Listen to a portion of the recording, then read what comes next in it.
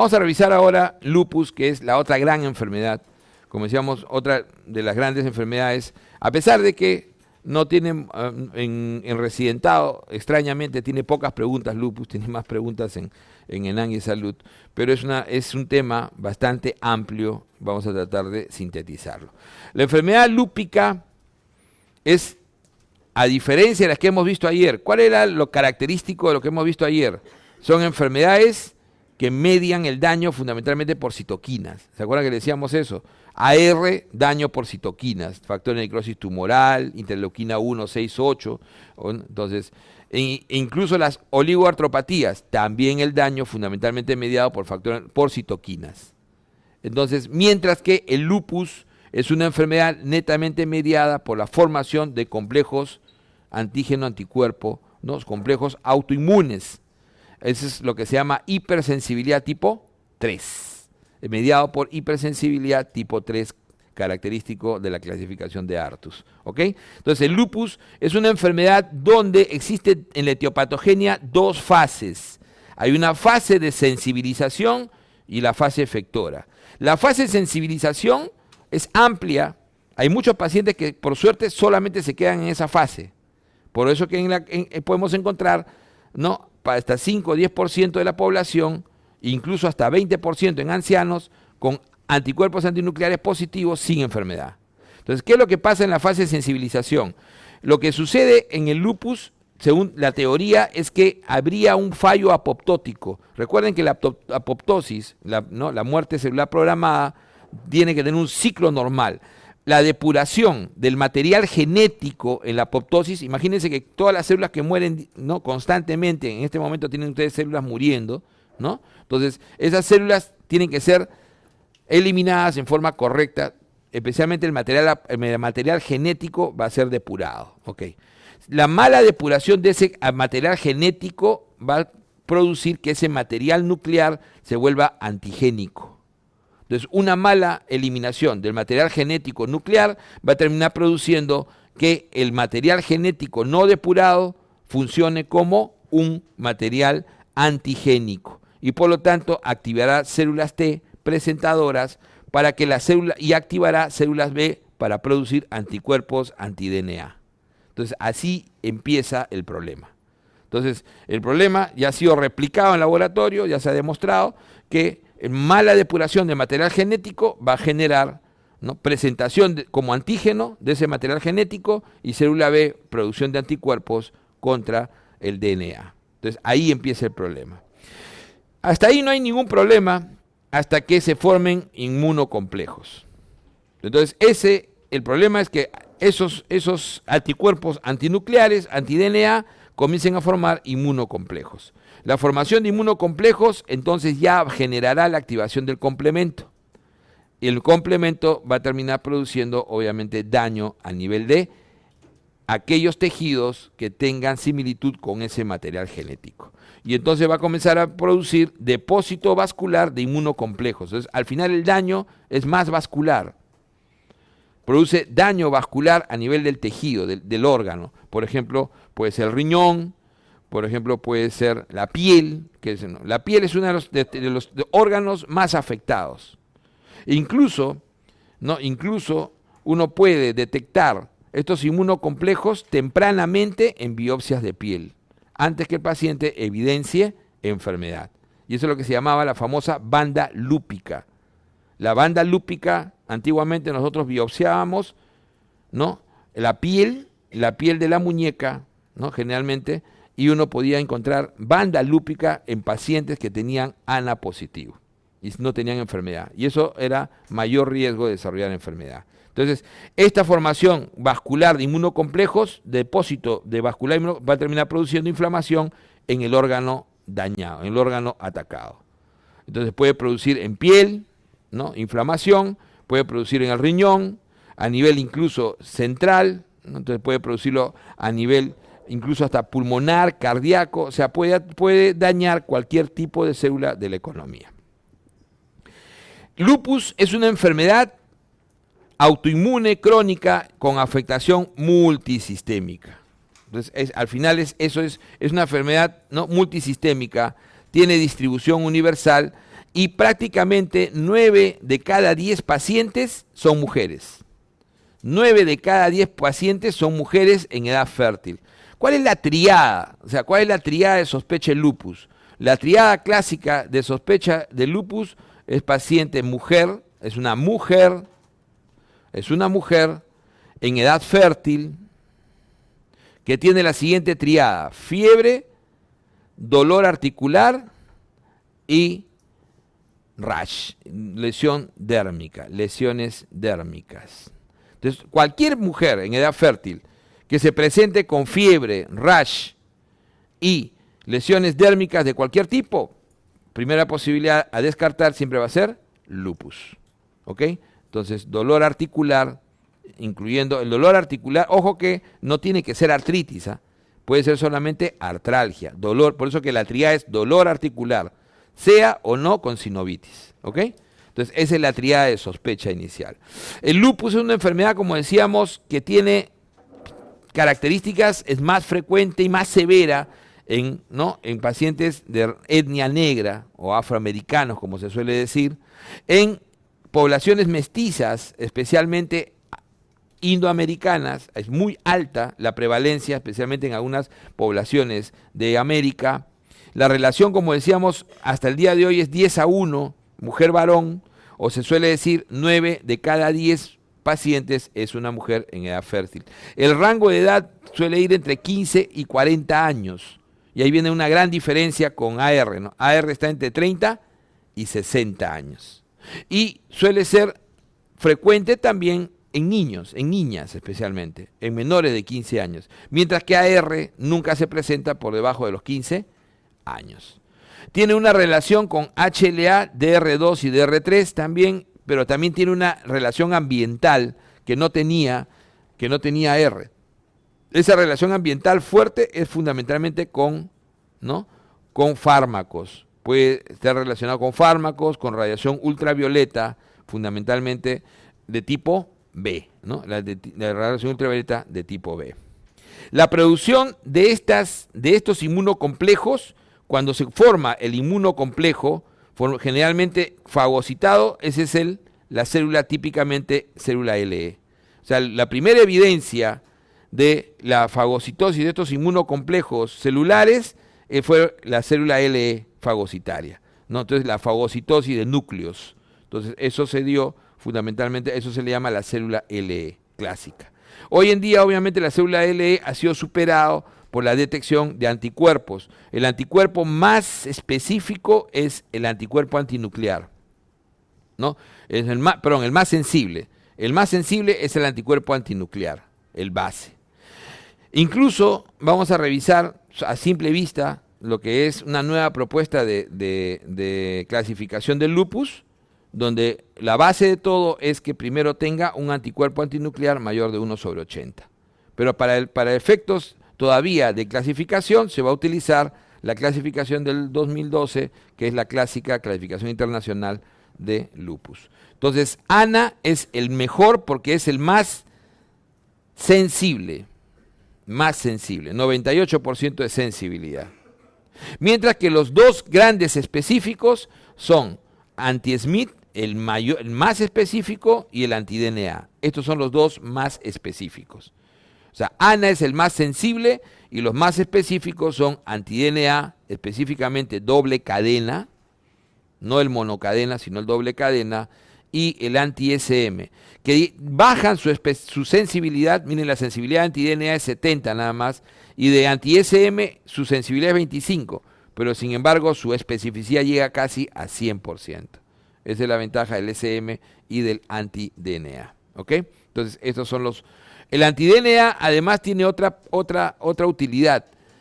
Hoy en día es el marcador de actividad, especialmente no solamente renal, sino es el principal marcador de actividad de enfermedad.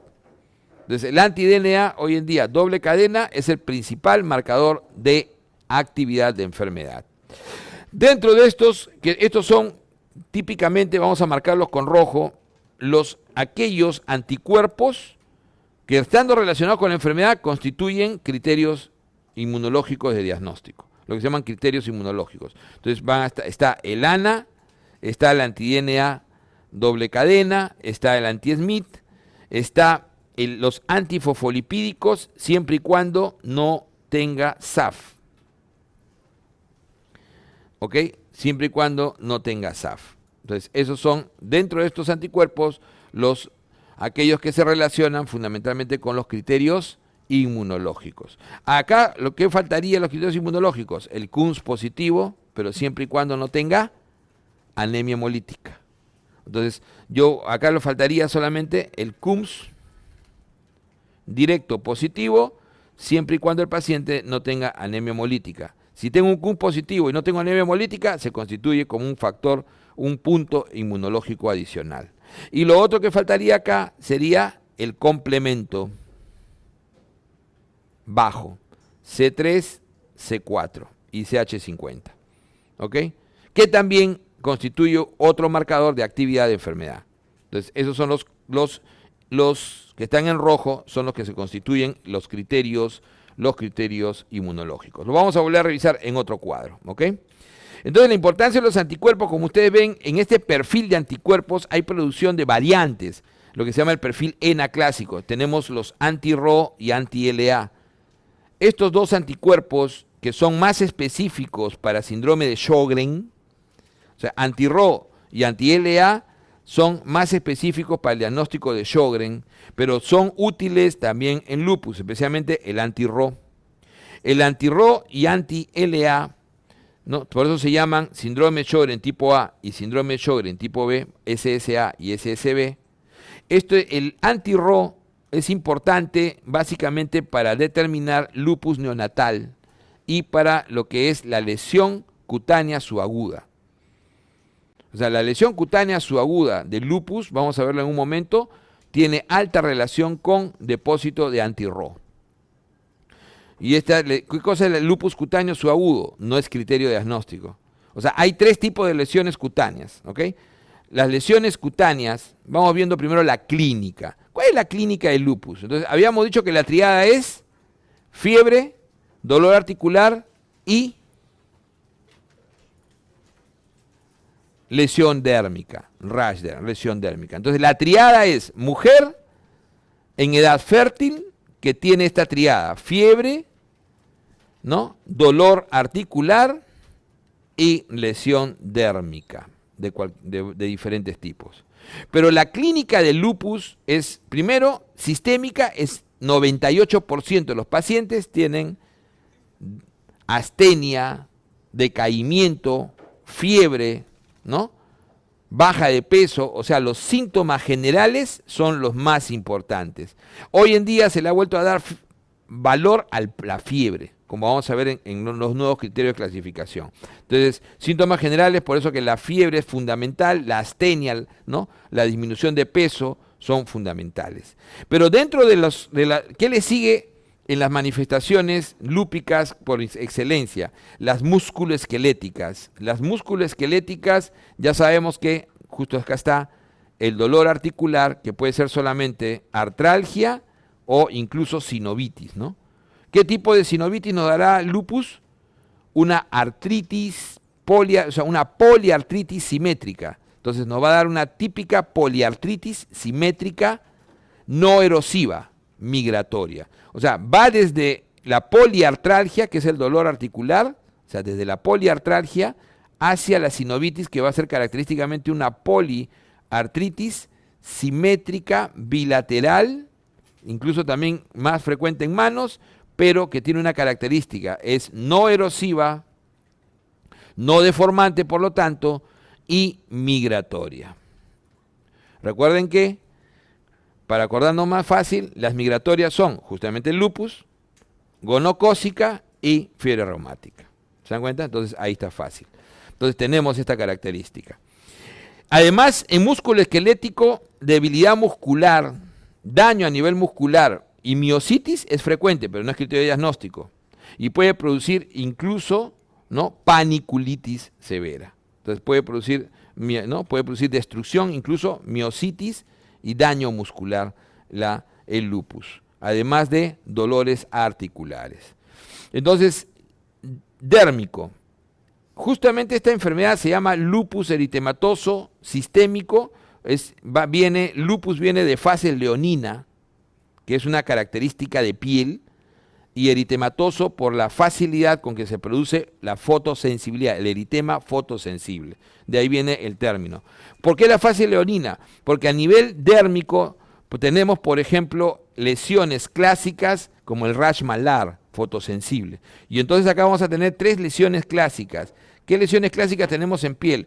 Tenemos la lesión del lupus cutáneo agudo, que vamos a ponerle, este sí es criterio diagnóstico, al igual que la poliartritis o la artralgia también es criterio diagnóstico. El lupus cutáneo crónico, que también es criterio diagnóstico, y uno de los más frecuentes, pero por menor especificidad, no es criterio diagnóstico, que es el lupus cutáneo subagudo. Este no es criterio diagnóstico. El lupus cutáneo agudo es el típico rash fotosensible. Generalmente malar. Miren lo que estoy diciendo, ¿eh? Ya no tiene que ser solamente malar. El rash fotosensible también puede darse en tronco y en zonas expuestas, incluso manos. Si uno encuentra un rash fotosensible, es criterio. No tiene que ser netamente malar. Rash fotosensible. O sea, la fotosensibilidad quedó atrapado en el lupus cutáneo agudo, ¿ok? Ya no es criterio, no está separado. Y el lupus cutáneo crónico es el lupus, típicamente la lesión lúpica discoide. El lupus típico discoide, ¿no? Lesión de placa elevada, eritematosa, descamativa. El lupus cutáneo subagudo es más frecuente incluso, pero el lupus cutáneo subagudo es inespecífico porque es una lesión pápulo-vesiculosa en tronco y miembros diseminada. Entonces es una lesión difusa, generalmente no máculo-papular, incluso vesiculosa, ¿no? Es un rash máculo-papular vesiculoso en tronco y miembros que se asocia a anti-Ro positivo, que tiene su propio marcador, anti-Ro positivo. Entonces por eso hay que saberlo. Este anti-Ro positivo, cuando pasa la barrera placentaria en la madre lúpica, va a producir el lupus neonatal. Entonces, si el anti-Ro pasa al feto, ¿qué le producirá en la piel? Un lupus subcutáneo. Entonces, el feto nacerá con una triada. Nace con su lupus cutáneo subagudo, o sea, su rash dérmico, va a nacer con su lupus cutáneo subagudo, con un bloqueo cardíaco completo y con trombocitopenia. Esa es la triada del lupus neonatal. Y el marcador del lupus neonatal, al mismo tiempo que el marcador del lupus cutáneo subagudo, va a ser el anti-Ro. Ya sabemos que anti-Ro, anti-La son 2 anticuerpos que se utilizan fundamentalmente en el diagnóstico de síndrome de Sjögren. ¿Okay? Son 70% positivos en el síndrome de Sjögren. Entonces, eso es lo que tenemos que tener en cuenta. Entonces, esas son las lesiones dérmicas. Como ven ustedes, sobre estas hay masa. Sobre las lesiones dérmicas cutáneas también están, obviamente, las úlceras. Y las úlceras tienen que ser orales y nasales al mismo tiempo. Entonces también va a estar justamente las úlceras orales y nasales. También es criterio. Y dentro de las lesiones dérmicas está la alopecia. ¿Ok? La alopecia no necrótica. ¿Ok? Una alopecia que generalmente en las biopsias se ha demostrado que hay, ¿no?, material, complejos inmunes en la base, ¿no?, del bulbo piloso. Entonces, lo que se llama la alopecia no necrótica. Entonces, también es criterio diagnóstico al día de hoy. Entonces, esa es la clínica característica. Y vamos a ir viendo que conforme ataque cada órgano, lo vamos a ir describiendo. ¿Okay? Entonces, esto es lo característico. Pero acá tienen ustedes la triada clásica. Lupus dérmico, articular y la fiebre. La fiebre, que es netamente mediada también por citoquina. Acuérdense que también acá hay el complemento, termina movilizando también citoquinas. Entonces, ese es lo característico del lupus. Entonces, vamos viendo ahora cómo son los criterios. ¿Cómo voy a hacer diagnóstico del lupus? Ya sé cuál es el criterio, ya sé cuál es la sospecha. Mi mujer, edad fértil, fiebre, dolor articular y lesiones en piel, es lo más frecuente. Entonces tengo que, para yo diagnosticar lupus, es siempre un lío. ¿Por qué? Porque hay los criterios de la ARA, o sea, de la Academia Americana de Reumatología, hay los criterios nuevos, los antiguos, los criterios de clasificación, pero lo que se está utilizando y lo que se va a utilizar en el examen fundamentalmente es el criterio internacional del lupus.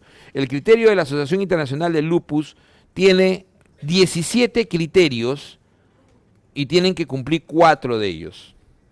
Esos 17 criterios, de esos 4, uno tiene que ser clínico y uno tiene que ser inmunológico. ¿Ok? Uno clínico y uno inmunológico. Vamos primero por los inmunológicos, que ya casi los hemos completado, los hemos revisado. ¿Recuerdan? El ANA, que es el más sensible. El anti-DNA doble cadena, que es altamente específico y marca actividad.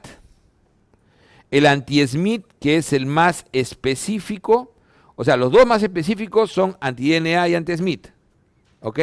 Pero el más específico es el anti-SMIT. El antifosfolipídico, recuerden que antifosfolipídicos son 3 posibilidades. En el lupus incluso hasta 4. Ahora les voy a decir. Ayer veíamos que SAF, y acá está al costado, lo he puesto para recordar. SAF, ¿no?, se diagnostica por trombosis vascular, morbilidad gestacional, y en el laboratorio, ¿cuáles eran? El anticoagulante lúpico positivo, o el anticardiolipina IgG o IgM, o el antibeta 2 glicoproteína 1 IgG o IgM. Eso es para diagnosticar SAF, ¿no es cierto? Y esto se tiene que repetir para que sea SAF a las 12 semanas nuevamente. ¿Se acuerdan? Ok. En el caso de lupus, esto es válido una sola vez, siempre y cuando no tenga SAF. ¿Qué significa? Que no haya criterio clínico. Entonces, si el paciente tiene antifosfolipídico positivo y no tiene SAF, entonces es válido para dar el puntaje inmune. ¿Se dan cuenta? Es válido, ¿ok? Siempre y cuando el paciente no tenga SAF diagnosticado. Entonces, eso es válido. Antifosfolipídico sin SAF diagnosticado. Pero yo le decía que hay un cuarto, no es un cuarto anticuerpo, sino que para lupus es válido, y eso va para aquellos que van a ir a hospitales que de repente a veces no tienen recursos, no estoy diciendo que sucede, no tengo para hacer anticuerpo, doctor, pero tienes para pedirle un BDRL, sí, pídele un BDRL o un RPR, prueba no treponémica. Si te sale positivo y el treponémico te sale negativo, ¿cómo se llama eso? BDRL falso positivo. El BDRL falso positivo, o sea, la prueba no treponémica falsamente positiva, me da este criterio positivo, como criterio. Entonces, un BDRL falso positivo. ¿Por qué? Historia de la medicina, chiquito nomás. En el año 88, el SAF se describió de esa manera. Un grupo de mujeres con trombosis, abortos asociados a BDRL falso positivo. Fue la observación de un gran clínico. Y entonces después dieron cuenta que esos BDRL falso positivo se hacía positivo por la presencia de anticuerpos anticardiolipina. Un año después fueron detectados los anticuerpos. ¿Ok? Entonces esa fue la manera como se descubrió el SAF en el año 88. Entonces, este BRL falso positivo ha sido rescatado por los criterios diagnósticos. Entonces, me dicen, oye, tu criterio diagnóstico puede ser con los anticuerpos clásicos de SAF, o incluso, si no tienes, si te sale un BRL falso positivo, es válido. También es válido. Eso significa prueba treponémica de FTA negativo. ¿Ok? Ahí queda. Complemento, como habíamos dicho, bajo, C3, C4 fundamentalmente. También puede ser CH50, pero fundamentalmente C3 y C4. Miren que C3 y C4 bajo también siempre se utilizó eso, incluso antes que anti-DNA era criterio de actividad de enfermedad. Sigue siendo criterio, pero el mayor criterio de actividad de enfermedad hoy en día es el anti-DNA. Pero los dos son criterios de actividad de enfermedad. Y el CUMS directo positivo, siempre y cuando el paciente no tenga anemia hemolítica autoinmune. Porque recuerden que si el paciente hace anemia hemolítica, se constituye en otro criterio hematológico. En criterio hematológico. Entonces, estos son, de estos que hemos nombrado, tienen que tener uno al menos. Obviamente, el preferido es el ANA. Idealmente que el paciente tenga un ANA por lo menos 1/80 en células EP2. ¿Ok? En células EP2. O sea, ya está estandarizado en el mundo, ¿no? Tiene que ser sobre un cultivo de células EP2, células hepáticas tipo 2. ¿Ok? Entonces, ese es hoy en día lo estándar.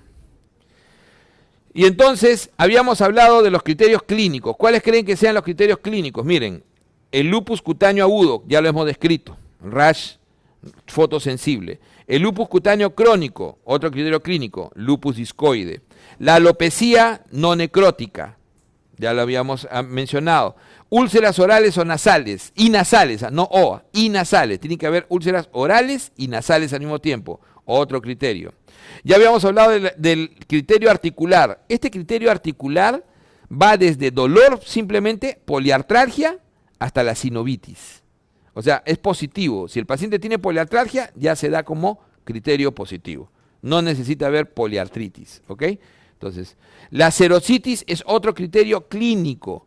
No se necesita ecografía para demostrar la sinovitis, porque la serositis, porque el derrame pleural se puede marcar básicamente clínicamente y por frote pleural. Igualmente, el derrame pericárdico también se puede evidenciar por frote pericárdico, ¿ok? Entonces, puede ser clínico o ecográfico. Hasta ahí vienen los... Y otro clínico más es el neurológico. Neurológico es clínico. ¿Qué se busca en el neurológico? Fundamentalmente se busca hoy en día lo que es el paciente con deterioro cognitivo con rasgos psicóticos, mononeuritis múltiple y convulsión. ¿Ok? Entonces, deterioro cognitivo con rasgos psicóticos, mononeuritis múltiple, se ha aumentado eso, y convulsión. La convulsión generalmente en un paciente lúpico que denota vasculitis cerebral lúpica. Es una lesión severa a nivel central. Más frecuente en menores de 15 años. Es mucho más frecuente en pacientes muy jóvenes. Entonces, la convulsión. Mononeuritis múltiple, que es una lesión típicamente vasculítica. Recuerden que lo que comparte el lupus y la vasculitis es justamente eso, depósitos de complejos inmunes a nivel vascular. Entonces, en realidad, el lupus daña haciendo vasculitis en los tejidos. Y entonces, mononeuritis múltiple y deterioro cognitivo. Entonces, estos que están en negro acá, con una rayita, son los clínicos. Entonces, uno de ellos por lo menos. ¿Y cuál es el resto de los criterios? Vamos a ponerlo en azul. Obviamente, el renal, que puede ser el más importante también, ¿eh? ¿Por qué puede ser el más importante el renal? Porque si yo, miren lo que he puesto acá, si yo a un paciente que solamente me viene con orina espumosa y se me ocurre, le encuentro proteinuria, se me ocurre hacer una biopsia renal pensando en cualquier otra cosa, y le encuentro nefropatía lúpica en la biopsia, ya está diagnosticado. Ya no necesito buscarle ningún criterio. La biopsia renal positiva para glomerulonefritis lúpica hace el diagnóstico de lupus. Es otra manera de hacer el diagnóstico. Entonces, si yo me dicen un paciente con proteinuria, ¿no? Se le encuentra lesión de nefritis lúpica grado 3, ¿no? ¿Qué criterios necesita para el diagnóstico? Ninguno. Ya está diagnosticado. Desde el momento que patológicamente se detecta que eso es lesión lúpica, ya está diagnosticado. Pero en los criterios renales sin biopsia, ¿cuáles serán los criterios renales sin biopsia? Típicamente una proteinuria mayor de 0,5 o 3 cruces en el dístic. ¿Ok? O sea, una proteinuria mayor de 0,5 o 3 cruces en el dístic, o sea, en la tira reactiva. O un sedimento telescopado. Ese es lo característico que se puede ver en la función renal. Entonces, un paciente que tiene una proteinuria mayor de 0,5 o 3 cruces, o un paciente que tiene un sedimento telescopado. O sea, ¿qué significa eso? Múltiples cilindros hemáticos, granulosos, serios, ¿no? Por lo menos 4 cilindros patológicos. Y los criterios hematológicos, miren, lupus afecta mucho el 80% de los pacientes tienen afectación hematológica de algún tipo. Incluso anemia, enfermedad crónica, que no es criterio diagnóstico. Anemia, enfermedad crónica pueden producir. Pero lo que son criterios son la anemia hemolítica, o sea, hace una anemia hemolítica autoinmune, CUMS positivo, característico. Trombocitopenia, hacen una trombocitopenia autoinmune, idéntico a un PTI. O sea, PTI también, especialmente PTI en ancianos, es alta sospecha de lupus, ¿no? PTI en ancianos. Y puede producir una leucopenia menor de 2000 o una linfopenia menor de 1500. En el caso de la trombocitopenia, el clásico concepto de trombocitopenia, o sea, menor de 100.000. ¿Ok? Menor de 100.000. Esos son criterios adicionales, son los hematológicos. El hematológico, el compromiso hematológico también es muy prevalente en niños, o sea, en niñas que hacen lupus menor de 15 años, ¿no? Y también es muy prevalente en el lupus por fármacos, que es otra variante que vamos a ver, lupus medicamentoso. Entonces, esta es la característica del lupus. Entonces, ya sabemos criterios, la clínica, qué cosa nunca falta en un lúpico, fiebre. Pero no es criterio en este caso, ¿no? Pero fiebre es una de las cosas que no falta en un paciente lúpico. Entonces, en la clínica inicial, como decíamos, característico, habíamos dicho la triada, incluyendo fiebre, náuseas, astenia, bajo peso, las artralgias, y el paciente puede tener variantes. ¿Qué condiciones extraordinarias tiene el lupus, por ejemplo? El lupus en la gestación. El lupus en la gestación. Lupus en gestación, o sea, gestación y AR, no lo dijimos ayer. Paciente con mujer que gesta teniendo artritis reumatoide. La enfermedad disminuye en su severidad o remite. O sea, mejora la evolución de la enfermedad o remite. ¿Ok? Entonces, AR con gestación mejora. Pero en el caso del lupus y gestación es peor, ¿no? Es malísimo, ¿no? Entonces, acá es malo, ¿no? ¿Y por qué es malo? Porque exacerba el lupus, especialmente renal y hematológico. Un paciente que tiene ligera lesión renal termina en diálisis. Es lo típico de una paciente lúpica. Paciente lúpica que tiene ligera lesión renal termina en diálisis. Y suelen hacer severas trombocitopenias y anemias hemolíticas. Además, el lupus en gestación va a incrementar los abortos, las pérdidas tardías, va a producir parto prematuro y retardo de crecimiento uteruterino. O sea, empeora el proceso de gestación e incrementa las pérdidas. Y como decíamos, también incrementa la preeclampsia. Hay un incremento del riesgo de preeclampsia. Entonces, todo empeora en la gestación. La gestación en sí, con pérdidas tempranas, tardías y parto prematuro y retardo de crecimiento, además de preeclampsia, y respecto a la enfermedad, se exacerba lo renal especialmente y se exacerba muchísimo la posibilidad de daño hematológico.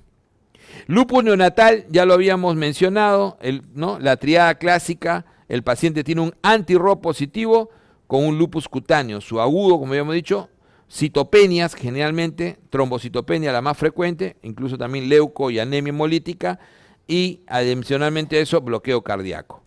Generalmente, lupus neonatal se da en el 3% de las gestaciones. Y otra variante de lupus que tenemos que tener siempre en cuenta es el lupus medicamentoso. El lupus medicamentoso es un factor ambiental importante. El lupus medicamentoso es la presencia de la ocurrencia del lupus asociado al uso de una droga previa al ataque lupus. Generalmente las drogas que más inducen son la procainamida, la hidralazina, la fenitoína, incluso la isoniazida. ¿Ok? Entonces, procainamida, también está dentro de los antiarrítmicos la quinidina, ¿ok? La quinidina, la hidralazina, la fenitoína, son fármacos que pueden inducir al lupus. El lupus medicamentoso tiene dos características invariables. O sea, el lupus medicamentoso tiene un anti-DNA y anti-SM negativo, negativo, o sea, los específicos son negativos, mientras que el ANA se vuelve 100% positivo, ya no 98. Y lo característico es la antihistona positivo. Entonces va a tener un ANA 100% y va a tener un antihistona positivo. El lupus medicamentoso, por lo tanto, no ataca ni ataca sistema nervioso ni riñón, ni sistema renal. O sea, un lupus medicamentoso no tiene compromiso renal ni del sistema nervioso central.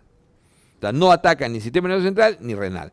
Son típicamente dérmicos hematológicos. O sea, hasta cierto punto se considera un lupus benigno. Un lupus controlable, benigno, que produce menor daño que el lupus común. Ese es el lupus medicamentoso. Ok. Esto de acá es solamente algo que por ahí van a ver. Ha aparecido una clasificación, ¿no?, que todavía no está consensuada, 100% consensuada, pero solamente les muestro el hecho de que en esta nueva clasificación todo empieza por un ANA positivo. O sea, se le da más importancia al ANA.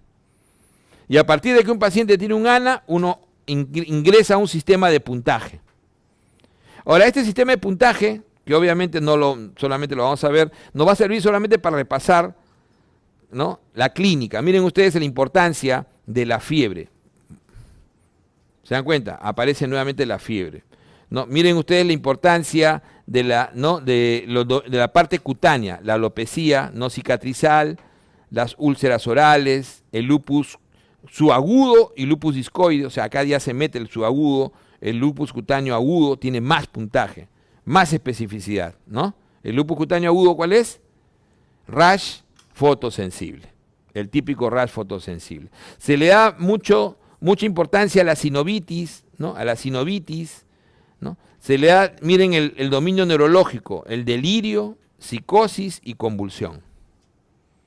Delirio, psicosis o convulsión, a la serositis, a la parte hematológica y el dominio renal, donde ya se habla de, ¿no?, en este sistema de clasificación que se ha lanzado a fin del año pasado, se habla fundamentalmente ya de los grados de glomerulonefritis. Recuerden, eso lo vamos a ver en nefro, pero vamos adelantando. La nefritis lúpica, ¿no? La nefritis lúpica tiene, ¿no?, 6 grados. Grado 1 y 2, característico, es los mesangiales. 1 y 2 son los grados mesangiales, que generalmente no requieren mayor tratamiento o corticoide bajo. ¿A qué refieren mesangiales? Son generalmente compromiso mesangial, glomerulonefritis mesangial, en el caso del grado 1, focal, y el grado 2 es difuso, mesangial. En cambio, el grado 3 y el grado 4 son los estadios, ¿no?, proliferativos más severos, que son la glomerulonefritis proliferativa, focal, el 3, y la glomerulonefritis, ¿no?, proliferativa difusa, el 4. El 4 es el de mayor presentación. Más del 50% de los pacientes debutan en grado 4. Esta glomerulonefritis típicamente dan síndromes nefríticos, obviamente. Y estos dos son un subtipo de glomerulonefritis rápidamente progresiva, como vamos a ver. Entonces, estos son los que suelen requerir severa inmunosupresión, tratamiento inmunosupresor intenso. Estos son los que suelen reciben inmunosupresión intensa. El grado 5 es la glomerulopatía membranosa, que es poco frecuente, pero de mal pronóstico. Recuerden que una membranosa no es nefrítico, es nefrótico, netamente nefrótico. Entonces la membranosa es el grado 5. ¿Y por qué grado 5? Porque es de mal pronóstico, generalmente no responde bien, se le da inmunosupresión, pero la respuesta es muy baja. Y el grado 6 de nefritis lúpica es la nefroesclerosis, paciente que va ya a diálisis. Y entonces, aprovecharemos para decir acá cuál es el pronóstico del paciente. El paciente lúpico generalmente fallece en los primeros 5 años por infecciones. Entonces, el paciente en el pronóstico, el paciente lúpico fallece en los primeros 5 años, fallece por infecciones, ¿no? La mortalidad se incrementa 2 a 3 veces en el paciente lúpico y hasta 5 veces cuando hay compromiso renal. Y más allá de los 5 años, el paciente generalmente va a fallecer por complicaciones ateroscleróticas semejante al AR. Recuerden que el AR produce aterosclerosis incrementada y su principal causa de muerte es enfermedad coronaria, infarto en miocardio, ¿no es cierto? Entonces se incrementa, pero también en el lúpico aparece la muerte por causa renal. Entonces, más allá de los 5 años, ya la causa renal es una causa de morbimortalidad alta. Pacientes suelen terminar ya, a muchos de ellos, en diálisis. Entonces, esa es la evolución clásicamente de los pacientes lúpicos. Entonces, ¿cómo vamos a tratar un paciente lúpico? Y esto también es interesante, porque esto ya lo veníamos nosotros revisando hace un par de años y ha sido consensuado justo este año. O sea, el manejo es tal cual lo estábamos viendo hace tiempo. Hay un manejo llamado leve, hay un manejo llamado moderado y hay un manejo llamado severo. Entonces, acá voy a hacer un ligero paréntesis para que vean ustedes cómo es el manejo en reumatología. Le decía, fármacos.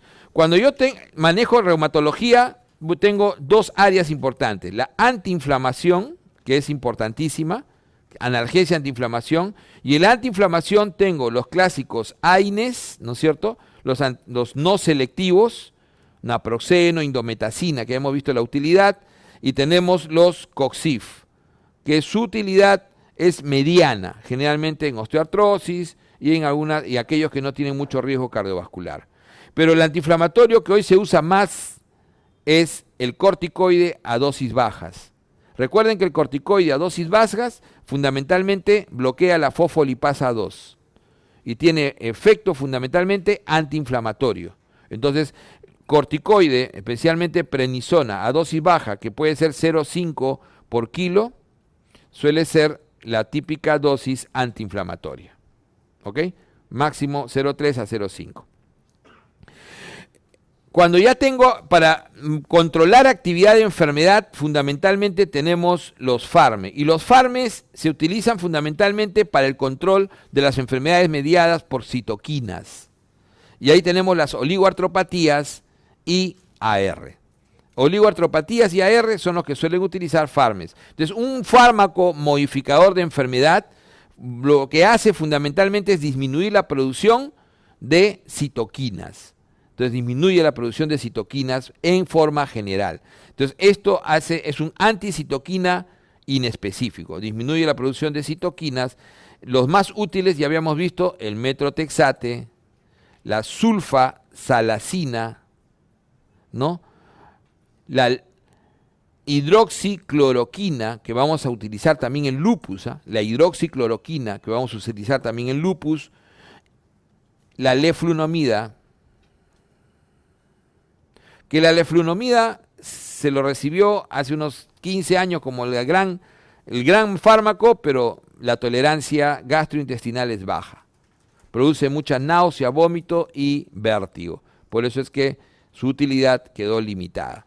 Metrotexate es el más útil de todos, medicamento de elección en dos enfermedades básicas, AR y artritis psoriática, ¿no es cierto? ¿Qué es el cuidado que tenemos que tener con metrotexate? Anemia megaloblástica, fibrosis pulmonar y daño hepático. Entonces, tener en cuenta, un metrotexate siempre se utiliza junto con ácido fólico, por eso. Y en la hidroxicloroquina, que lo vamos a utilizar en los ancianos con AR, que vamos a utilizar en los lúpicos con severa enfermedad articular y en los lúpicos con lesión subcutánea severa. Entonces, la hidroxicloroquina, ¿qué cuidados hay que tener? Retinopatía. Miren que esta es una pregunta que afuera se hace mucho, ¿ok? Hay que tenerla en cuenta. Si los fármacos no funcionan tenemos nosotros la terapia específica, biológica o específica. Terapia biológica específica. ¿Por qué se llama biológica? Porque son proteínas. O sea, pueden ser proteínas específicas o pueden ser anticuerpos, que son también proteínas. Entonces vamos a tener acá las proteínas específicas y vamos a tener los anticuerpos monoclonales. De los anticuerpos monoclonales, los más importantes son los anti-TNF. Y los anti-TNF, ahí tenemos a la cabeza infliximab. Tenemos a la cabeza infliximab como típico anti-TNF. También tenemos el adalimumab y el golimumab. ¿Ok? Pero el que básicamente tenemos en petitorios en el país, el infliximab. Adalimumab y golimumab también son de gran utilidad. Y el que más se utiliza en el mundo hoy en día, tocilizumab. Es el que más se utiliza hoy en día en el mundo. Esos son los monoclonales anti-TNF más utilizados. Podemos tratar aquellos que tienen, como ya hemos dicho ayer, ¿no?, el anti-CD20, que es rituximab, o podemos tratar con proteínas específicas. También tiene su anti-TNF. ¿Cuál es el anti-TNF específico proteico? Etanercept.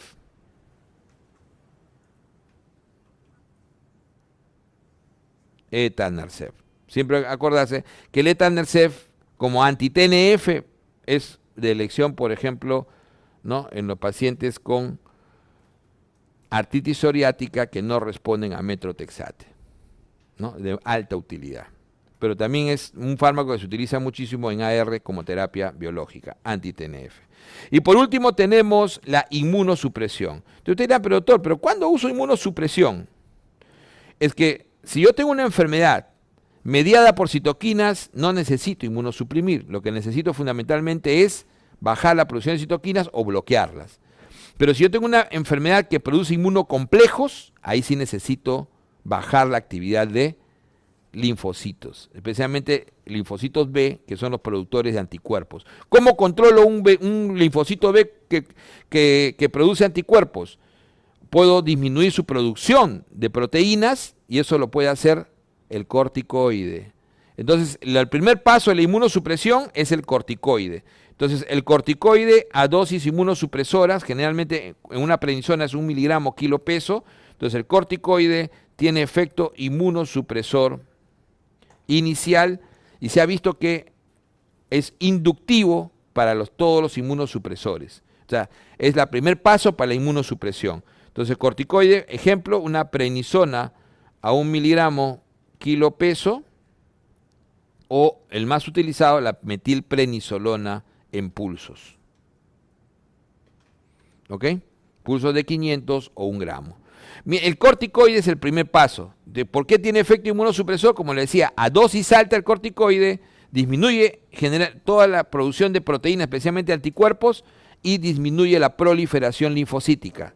O sea, bloquea la producción. Y los inmunosupresores específicos. Los inmunosupresores específicos lo que hacen son citotóxicos linfocitarios. Entonces, un inmunosupresor lo que hace es borra los linfocitos, o sea, destruye y disminuye la producción de linfocitos.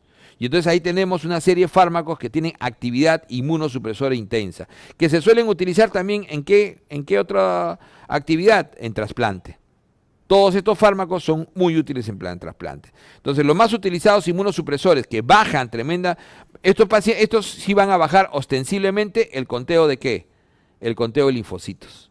Van a incluso disminuir severamente el conteo de linfocitos y al mismo tiempo, por eso que son fármacos que van a propender a producir infecciones como gran efecto adverso.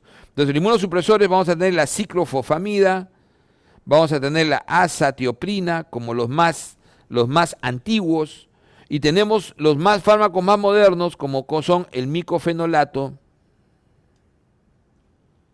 que se utiliza hoy en día de elección en la nefritis lúpica, y el tacrolimus, que son los fármacos que tienen, ¿no?, alta actividad Incluso la ciclosporina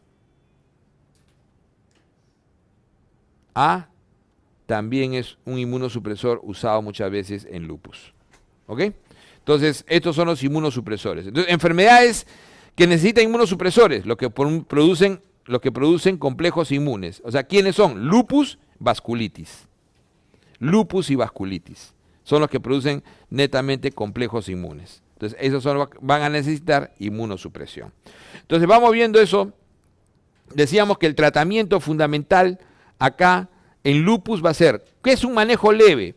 Va a depender de la manifestación del lupus. Si mi paciente solamente tiene lesiones cutáneas agudas o mi paciente solamente tiene artralgia o serositis, o sea, manifestaciones leves, solamente necesitará o tópicos o AINES. Ese es un manejo leve del lupus. Tópicos, como por ejemplo bloqueadores solares, como por ejemplo corticoides tópicos, y AINES, ¿no?, para el dolor en la poliartralgia. Eso es lo que se llama manejo leve. El manejo moderado del lupus ya va a incluir el uso de corticoides a dosis bajas. El uso de corticoides como antiinflamatorio. Y el corticoide es el primer paso cuando ya aparece sinovitis. En la poliartritis lúpica, donde aparece sinovitis no erosiva, el paciente ya requiere corticoide a dosis medianas. O a dosis incluso a veces plenas de 1 miligramo en los hematológicos como el PTI o la anemia hemolítica autoinmune. Entonces, el utilizar ya corticoide sistémico lo convierte eso en un manejo moderado, sea a dosis bajas o a dosis plenas. Y el uso de un farme también constituye ya eso en un manejo moderado. ¿Cuándo utilizaré un farme? La hidroxicloroquina tiene dos indicaciones en lupus. El lupus cutáneo, su agudo, y cuando tengo una poliartritis, o sea, una poliartritis severa. Cuando tengo una poliartritis severa, es útil utilizar hidroxicloroquina. ¿Cuándo será un manejo severo? Cuando tengo los cuadros más destructivos, o sea, generalmente lo que se llaman los síndromes parenquimales severos. Por ejemplo, el compromiso del pulmón, neumonitis lúpica. El compromiso cardíaco, carditis lúpica, o también incluso, además de la carditis lúpica, existe la endocarditis lúpica aséptica, o llamada de Littmann-Sachs, ¿no es cierto? La endocarditis lúpica aséptica. Entonces son compromisos severos, carditis. La vasculitis cerebral lúpica, el paciente que convulsiona, generalmente evidencia la posibilidad de una vasculitis cerebral. Y la nefropatía lúpica, estadio 3, estadio 4 y estadio 5 van a requerir, ¿qué cosa? Inmunosupresor. Entonces los inmunosupresores ya es terapia severa, es cuando el lupus produce un daño intenso, ¿ok? Daño intenso a nivel del tejido. Entonces requiere fundamentalmente terapia inmunosupresora. Destrucción de masa, generalmente de órganos nobles. Riñón, pulmón, corazón, ¿no? Incluso sistema nervioso central. Entonces este es el manejo fundamental del lupus.